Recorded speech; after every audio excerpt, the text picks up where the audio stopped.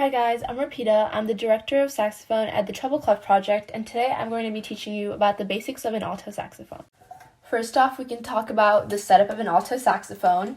This is the mouthpiece, which is attached to a reed. The reed is attached using a ligature. This is then attached to the neck of the saxophone using the neck cork. And then this is all attached to the body of the saxophone, which is then attached to our bodies using this neck strap. For reeds, I would recommend to go with whatever type of tone you're trying to play. For example, jazz players like to use a softer reed such as 2.5 or below, but classical players like to use reeds of 4 or 5. When you use a harder reed, it's also more difficult to play, but you get a warmer and bigger tone. One of the most difficult parts about playing the alto is tuning because our instrument tends to go sharp or flat very often.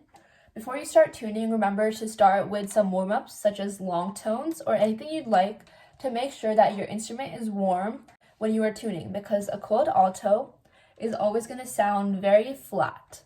And then for tuning, you can use any type of tuner. It could be online from the App Store, or it could be the real deal. And then if your tuner says that you are too sharp, then you should pull out the mouthpiece from the neck cork. And then if it says you are too flat, push in the mouthpiece. And then you should keep experimenting until you are as close in tune as possible. One of the most important parts about being a musician is knowing your scales and arpeggios. Scales are a series of notes in an octave that follow a certain pattern. Also, arpeggios are notes in a chord that follow a sequence instead of being all together. Scales and arpeggios are good because they teach you good muscle memory, and good muscle memory makes a great musician. The book that I use for my scales are Raymond C. Fussel's Exercise for Ensemble Drill, which has many scales and arpeggios written in it. Scales are also a good way to start your warm-ups before you play long music. It's good to do long tones on and just tune on in general. Just remember that scales are a good introduction to the rhythmic components we see of music every day. Lastly, we're going to be talking about the maintenance of the alto. First of all, I use this to clean the body of the alto. You put this down from the top and then you push it all the way through so that this can go through the alto and clean the inside.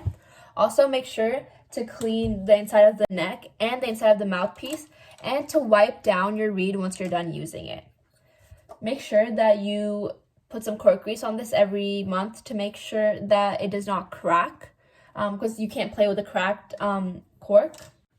It's always good to put your alto in a bath with hot water every now and then to make sure that you get every little nook and cranny inside the alto, because you can't get the same warm sound that you would get if your alto has a lot of dirty and grimy stuff inside of it. And for the reed, you'll always know when to replace the reed, because if your reed is cracked in any way, it's time to replace it, because it will not sound the same when you are playing with it.